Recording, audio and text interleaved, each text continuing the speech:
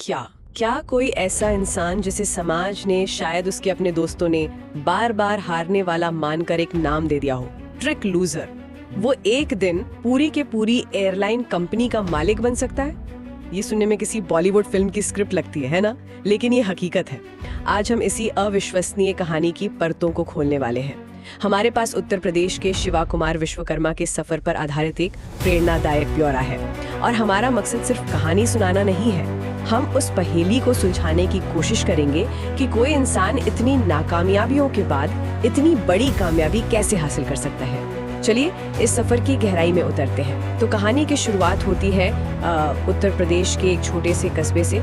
शिवा की पृष्ठभूमि बहुत ही साधारण थी। पिता एक कारीगर, घर के आर्थिक हालात मतलब ठीक ठाक ही थे, सपने बड़े थे और संसाधन सीमित। ये कहानी तो हम में से कई लोगों की है। कॉलेज के दिनों में उन्होंने अपने पैरों पर खड़े होने की कोशिश शुरू की। ऑनलाइन ट्रेडिंग, कोई छोटा मोटा लोकल स्टार्टअप, दोस्तों के साथ पार्टनरशिप, मतलब कहानी के इस हिस्से के मुताबिक उन्होंने कई चीजों में हाथ आजमाया, लेकिन हर कोशिश का अंजाम एक ही था, असफलता। और समाज बड़ा बेरहम होता है, वो आपको आपकी कोशिशों से नहीं, नतीजों से जानता है। हाँ, नतीजों से।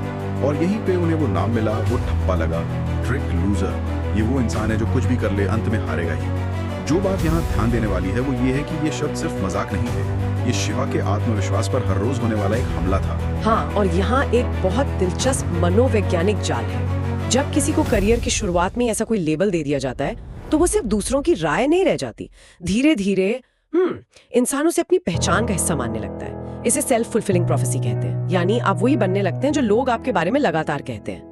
लेकिन इस कहानी में जो असाधारण बात है वो ये है कि कैसे समाज का बनाया यही जहरीला लेबल, जो किसी को भी तोड़ सकता था, आगे चलकर शिवा के लिए सबसे बड़े ईंधन का काम कर गया। पर वो ईंधन बनने से पहले उसने उन्हें लगभग जला ही दिया था। एक दौर ऐसा आया जब लगा कि शायद समाज सही है और वो सच में हार मान चुके हैं। कहानी का ये हिस्सा बताता है कि ये उनकी जिंदगी का सबसे निचला स्तर था। पैसा बिल्कुल खत्म, दोस्तों और परिवार का भरोसा टूट चुका था, और रिश्तेदार वो भी कतराने लगे थे। उस दौर में जिंदा रहने की जद्दोजहद में उन्होंने ऐसे काम भी किए जो शायद उन्होंने कभी सोचे भी नहीं थे।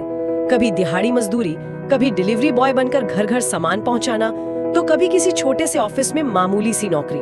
कहानी में एक बहुत मार्मिक पल का जिक्र है जब वो रातों को अकेले में खुद से बस एक ही सवाल करते थे, क्या मैं सच में हार गया हूँ? सोचिए, जब पूरी दुनिया आपको हारा हुआ मान चुकी हो और आप खुद उस बात पर यकीन करने की कगार पर हो, वो कितना अकेला और अंधेरा पल होता होगा। इस स्थिति को द रॉक बॉटम कहते हैं। ये वो बिंदु है जहाँ से और नीचे जाने की कोई जगह नहीं बचती। आपके पास सिर्फ एक ही रास्ता होता है, ऊपर उठने का। लेकिन यहाँ सबसे बड़ा सवाल ये उठता है कि उस अंधेरे में हिम्मत की वो पहली चिंगारी वो आती कहाँ से?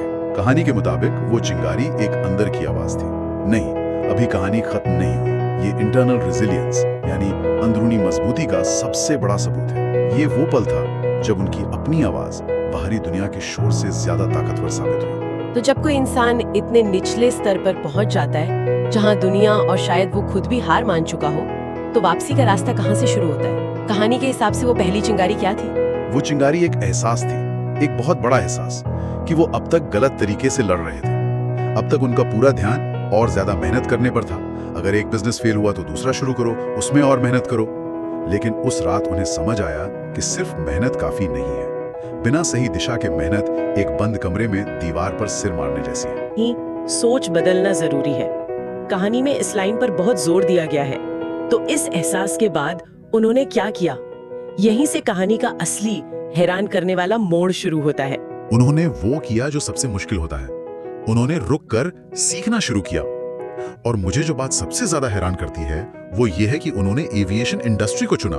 ये एक ऐसा सेक्टर है जिसमें आप जानते हैं बेशुमार पैसा, गहरी समझ और ऊंची पहुंच लगती है। ये कोई किराने की दुकान खोलने जैसा नहीं है। कहानी में कोई इशारा है कि उन्होंने इतना मुश्किल पहाड़ी क्यों चुना? ये एक बेहतरीन सवाल है। कहानी सीधे तौर पे तो नहीं बताती, लेकिन एक अंदाजा मिलता है। शिवा ने शायद उस इंडस्ट्री को चुना जहां घुसना सबसे मुश्किल माना जाता था। शायद खुद को ये साबित करने के लिए कि अगर वो ये कर सकते हैं तो कुछ भी कर सकते हैं। और उन्होंने सीखना शुरू किया।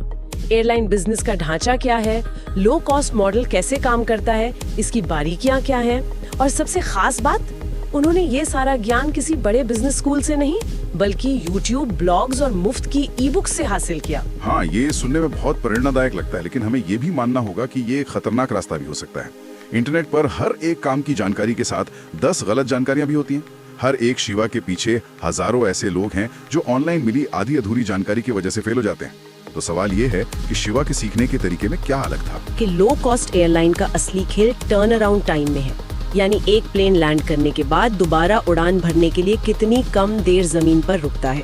YouTube पर साउथवेस्ट एयरलाइंस के एक केस स्टडी से उन्होंने सीखा कि हर मिनट जो प्लेन हवा में है वो पैसा कमा रहा है और हर मिनट जो वो जमीन पर है वो पैसा गंवा रहा है। ये छोटा सा ज्ञान उनके पूरे बिजनेस मॉडल का आधार बना। बिल्कुल सही। और ये सिर्फ एक पहलू है। असल में लो कॉस्ट मॉडल सिर्फ सस्ते टिकटों का नाम नहीं है, इसके पीछे एक पूरी मशीनरी है। जैसे सिर्फ एक ही तरह के एयरक्राफ्ट का इस्तेमाल करना ताकि मेंटेनेंस, स्पेयर पार्ट्स और पायलट ट्रेनिंग का खर्च बचे, या फिर बड़े भीड़-भाड़ वाले एयरपोर्ट्स की जगह छोटे कम व्यस्त एयरपोर्ट्स पर उतरना ताकि लैंडिंग फीस और टैक्स कम लगे। कहानी बताती है कि शिवा ने इस पूरे इकोसिस्टम को समझा, ना कि सिर्फ टिकट सस्ते करने के सतही आइडिया को। उन्होंने बिजनेस की आत्मा को पकड़ा। और इसी गहरी समझ ने एक बड़े विचार को जन्म दिया, स्काई एयरलाइन। महीनों की रिसर्च के बाद शिवा ने बाजार की एक दुखती रग को पकड़ लिया। भारत में लाखों करोड़ों लोग हैं जो हवाई जहाज में बैठना चाहते हैं अपने परिवार से मिलने, काम के लिए या घूमने के लिए, लेकिन महंगे टिकट उनके सपनों और जरूरतों के बीच दीवार बनकर खड़े थे। यहीं से स्काई एयरलाइन का विजन तैयार हुआ, जो बहुत सीधा और शक्तिशाली था। हर आम आदमी को उड़ने का मौका।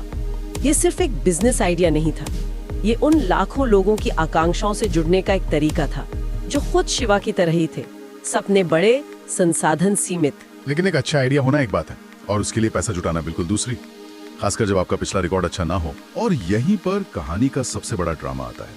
जब वो अपना बिजनेस प्लान लेकर इन्वेस्टर्स के पास गए तो एक के बाद एक सबने मना कर दिया। कोई भी ऐसे इंसान पर पैसा लगाने को तैयार नहीं था जिसका बायोडाटा सिर्फ असफलताओं से भरा हो। बैंकों ने लोन देने से साफ इनकार कर दिया।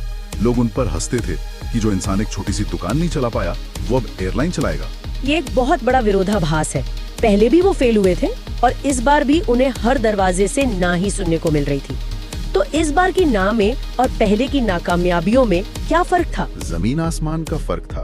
पहले उनके प्रयास शायद सिर्फ जोश और उम्मीद पर आधारित थे, लेकिन इस बार उनकी जिद के पीछे गहरा ज्ञान और महीनों का डेटा था। वो एक हवाई विचार लेकर नहीं गए थे, बल्कि वो एक वास्तविक समस्या का सोचा समझा गणित पर आधारित समाधान लेकर गए थे। जब इन्वेस्टर्स आपको मना करते हैं तो ये या तो बताता है कि आपका आइडिया कमजोर है या फिर ये कि वो आपकी दूरदर्शिता को देख नहीं पा रहे। शिवा के मामले में ये दूसरी बात थी। उन्हें अपने रिसर्च पर पूरा भरोसा था। ये बात तो ठीक है, लेकिन एक इन्वेस्टर के लिए तो पिछला रिकॉर्ड ही सब कुछ होता है। कहानी में ऐसा क्या खास था जिससे आखिरकार किसी ने उन पर भरोसा किया? वो कौन सी एक बात थी जिसने किसी को हाँ कहने पर मजबूर कर दिया? कहानी का जो हिस्सा इस पर रोशनी डालता है वो ये है कि शिवा सिर्फ एक सपना नहीं बेच रहे थे, वो एक गणित बेच रहे थे। वो इन्वेस्टर्स को ये नहीं बता रहे थे कि हम कामयाब होंगे, वो उन्हें ये दिखा रहे थे कि अगर हम प्लेन का टर्न अराउंड टाइम 25 मिनट कर दें, सिर्फ एक तरह के एयरक्राफ्ट इस्तेमाल करें और 85% सीटें भर लें तो हम इतने मुनाफे में रहेंगे। उनके पास हर सवाल का जवाब था, हर खतरे का प्लान था। उनका जुनून उनकी आंखों में नहीं, उनकी एक्सेल शीट्स में दिख रहा था। और आखिरकार उन्हें कुछ छोटे इन्वेस्टर्स मिले जिन्होंने इंसान के पिछले रिकॉर्ड पर नहीं बल्कि उसके आइडिया की ताकत और उसकी तैयारी पर दांव लगाया। और वो दांव काम कर गया। धीरे धीरे एक मजबूत टीम बनी, एक ऐसा बिजनेस मॉडल तैयार हुआ जिसका पूरा ध्यान दो ही चीजों पर था, सबसे कम कीमत और बिना किसी तामझाम के भरोसेमंद सर्विस। और फिर एक दिन स्काई एयरलाइन ने अपनी पहली उड़ान भरी। तो जिस लड़के को लोग ट्रिक लूजर कहते थे वो अब एयरलाइन इंडस्ट्री का एक जाना माना नाम बन चुका था। तो अगर हम इस पूरी कहानी को समेटें तो इसका असल मतलब क्या है? क्या ये सिर्फ एक कभी हार मत मानो वाली कहानी है? नहीं, मेरे ख्याल से ये उससे कहीं ज्यादा गहरी है। अगर हम 3 मुख्य सबक निकालें तो पहला ये है कि लेबल डेटा होते हैं, आपकी नियत ही नहीं। शिवा को लूजर का टैग दिया गया। उन्होंने उसे अपनी पहचान बनाने के बजाय एक डेटा पॉइंट की तरह इस्तेमाल किया। ये डेटा बता रहा था कि उनके पुराने तरीके काम नहीं कर रहे थे, उन्हें तरीका बदलना था, खुद को नहीं। ये एक बहुत शक्तिशाली विचार है। और दूसरा सबक क्या होगा? दूसरा और सबसे महत्वपूर्ण सबक है, ज्ञान आपका सबसे बड़ा लिवरेज है। आपकी मेहनत नहीं, आपका जुनून नहीं, सिर्फ आपका ज्ञान। शिवा की कहानी में जो चीज गेम चेंजर थी वो यही थी। जब उनके पास पैसा नहीं था, लोग नहीं थे, भरोसा नहीं था, तब भी उनके पास एक चीज थी, उस इंडस्ट्री का गहरा ज्ञान जो उन्होंने खुद हासिल किया था। उसी ज्ञान ने उन्हें वो आत्मविश्वास और वो बिजनेस मॉडल दिया जो पहले की कोशिशों में गायब था। मतलब ये जरूरी नहीं कि आप शुरू कहाँ से करते हैं, जरूरी ये है कि रास्ते में आप खुद को कितना तैयार करते हैं, कितना नया सीखते हैं। और तीसरा सबक थोड़ा सूक्ष्म है, वो ये कि सही सवाल पूछना सही जवाब जानने से ज्यादा जरूरी है। शिवा ने ये नहीं पूछा कि मैं अमीर कैसे बनूं, उन्होंने पूछा कि लाखों भारतीय सस्ते में हवाई यात्रा कैसे कर सकते हैं। जब आप एक बड़ी और सच्ची समस्या को सुलझाने निकलते हैं तो सफलता एक बाय प्रोडक्ट के तौर पर पीछे पीछे चली आती है।